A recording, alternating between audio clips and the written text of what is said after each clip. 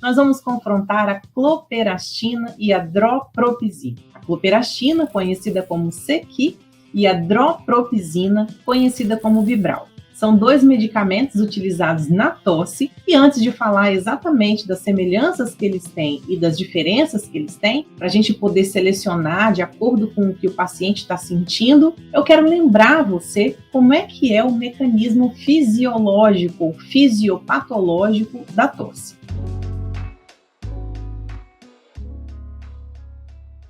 O nosso trato respiratório, ele é coberto por receptores que são altamente irritáveis, ou seja, são receptores que são facilmente sensibilizados por fatores diversos, desde a temperatura, o muito quente, o muito frio, até substâncias químicas, como, por exemplo, a fumaça do cigarro, um cheiro forte de perfume ou de alguma outra substância química, e também receptores que são sensibilizados por secreção, por partículas, por corpos estranhos de uma forma geral. O nosso trato respiratório, ele tem uma conexão lá no sistema nervoso. Tudo no nosso corpo tem uma conexão com o sistema nervoso e com o trato respiratório não seria diferente. Lá na nossa medula, lá no sistema nervoso, em algum lugarzinho escondidinho ali, está localizado o centro da tosse.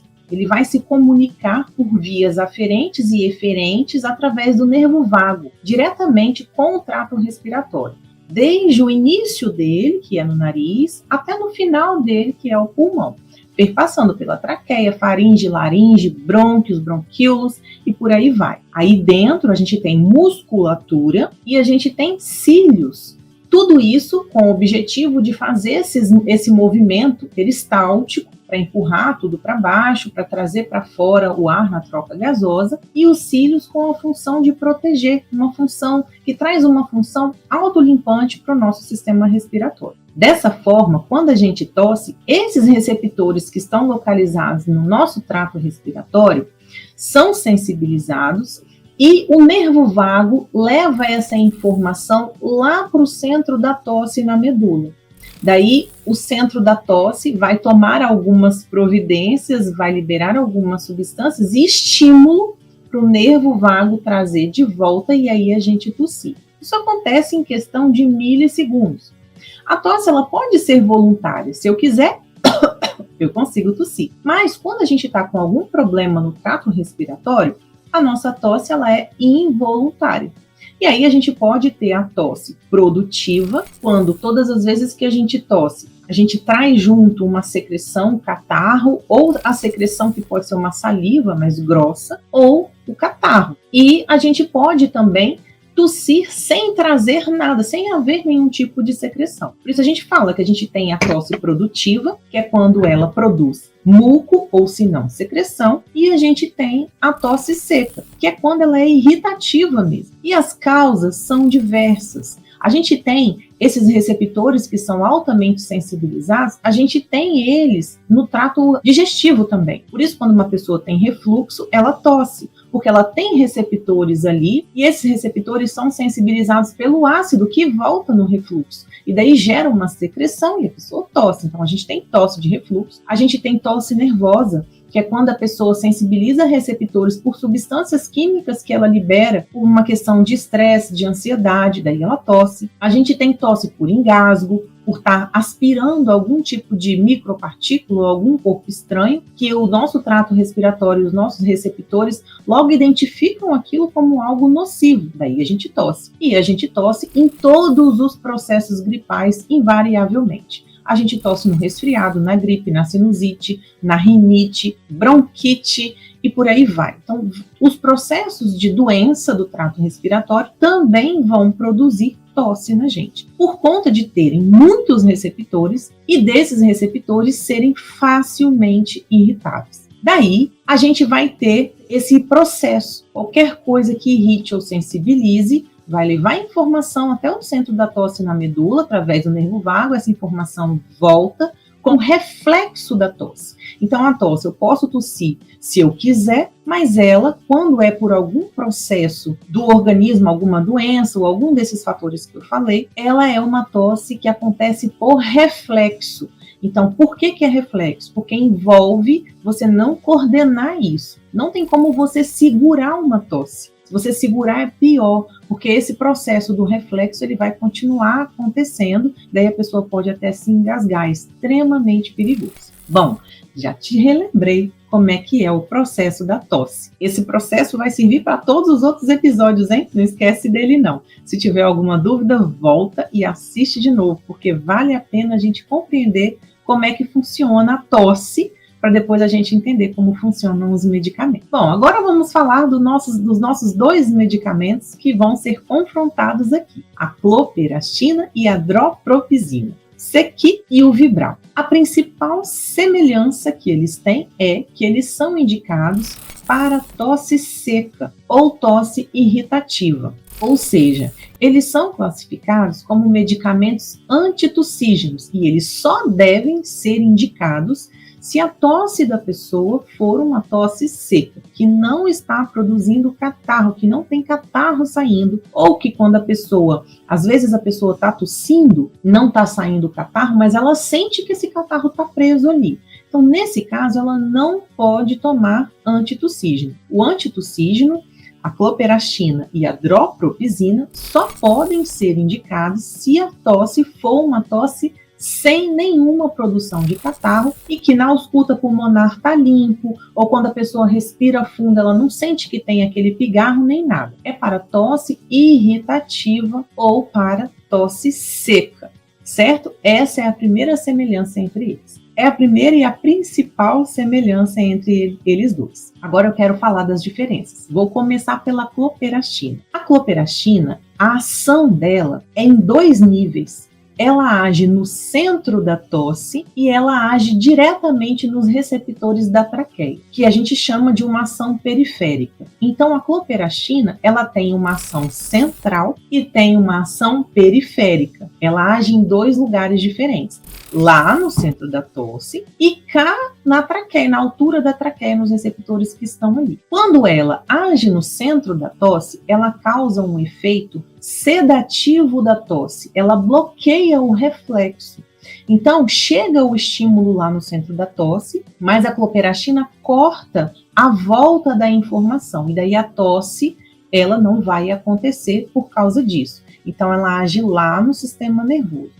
E ela age de uma forma periférica também nos receptores da traqueia. Quando ela faz isso, ela causa um relaxamento muscular. Existe um relaxamento da musculatura que passa pela traqueia, e daí a pessoa vai estar com a traqueia relaxada, com a musculatura relaxada, e daí a pessoa não vai tossir. Esse é o mecanismo de ação da cloperastina. A dropropizina, ela não age no sistema nervoso, ela não tem uma ação central, ela não vai no centro da tosse agir. A ação da dropropizina é apenas uma ação periférica, é apenas uma ação local, ou seja, ela vai vir nos receptores da traqueia e vai bloquear a tosse porque ela vai relaxar a musculatura da traqueia. Ela não tem nada a ver com esse processo de cortar o reflexo da tosse.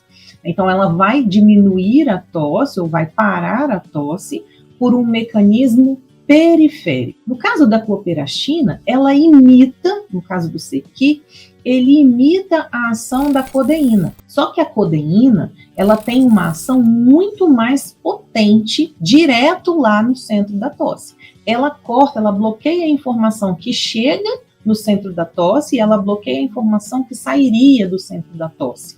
Então, ela é altamente sedativa, a codeína. Por isso que a codeína também é utilizada em casos de tosse seca longa, prolongada, né, em tosse nervosa, em tosse provocada por medicamento, porque ela vai ter uma ação potente sedativa lá no sistema nervoso, no centro da tosse. A ação da cloperastina, ela imita a ação da codeína, porém de uma forma bem menos potente e sem causar nenhum tipo de depressão grave no sistema nervoso central. A dropropizina clopidogrelina nem se fala, ela não imita a codeína e ela não vai ter nenhum tipo de efeito central. Por conta do mecanismo de ação das duas terem essas diferenças, as reações adversas vão ser diferentes e o perfil de segurança do medicamento também vai ser um perfil de segurança diferente. A cloperastina, por exemplo, ela tem um perfil de potência maior para poder bloquear a tosse seca, mas ela também vai ter interação medicamentosa com qualquer medicamento depressor do sistema nervoso. Então, por exemplo, uma pessoa que toma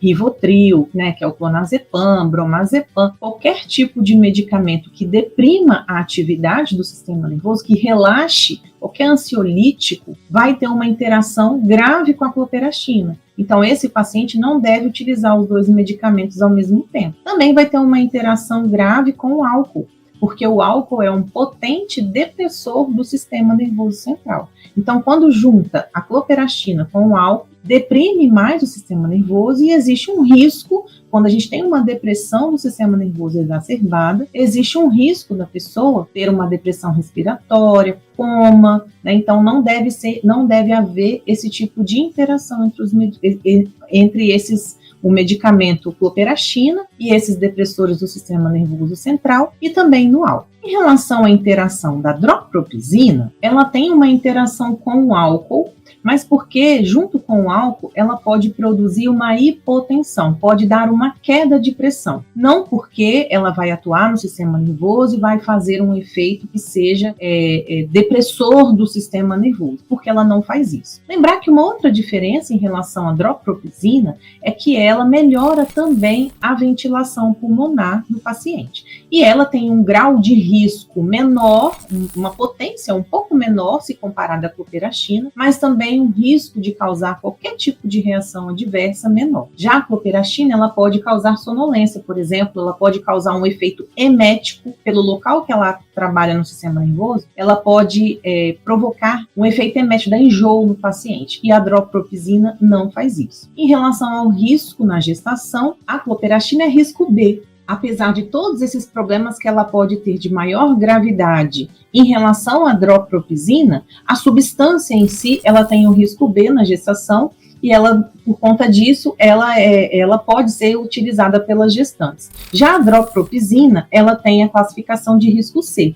Mesmo ela tendo uma ação local, relaxando a musculatura da traqueia, sensibilizando esses receptores diretamente na traqueia para não produzir o efeito da tosse, né, o reflexo da tosse, mesmo assim, a classificação de risco da substância é a classificação de risco C. Nesse caso, a classificação de risco na gravidez, ela está relacionada não ao mecanismo de ação propriamente, mas principalmente à molécula, que pode produzir algum tipo de risco. Quando o medicamento tem risco C, não é que ele vai causar algum problema no feto, mas ele tem um potencial maior de causar esse problema, e daí a gente deixa para o obstetra fazer as recomendações. A gente mesmo, como farmacêutico, a gente não deve indicar medicamentos que têm classificação de risco C. E uma última observação em relação à drogpropizina é que ela não é recomendada para o paciente asmático. Pelos receptores que ela atua na traqueia, ela não é recomendada para o paciente asmático. Então, pessoal, agora vocês já sabem. A cloperastina, ela é mais potente na tosse seca do que a drogpropizina. Não é tão mais potente assim, mas por conta dela agir também em nível central, ela tem uma potência um pouquinho maior em relação à drogpropizina. Em contrapartida, a drogpropizina é um medicamento que tem mais segurança de você indicar, tem menos efeitos adversos do que a cloperastina. A minha primeira escolha sempre é a drogpropizina. Se ela não estiver fazendo o efeito que o paciente está esperando, aí sim eu tenho como recurso utilizar a cloperastina. E você, como é que você vai fazer? Coloca para mim aí nos comentários, deixa eu saber se você gostou. Eu te vejo no próximo episódio. Tchau, tchau!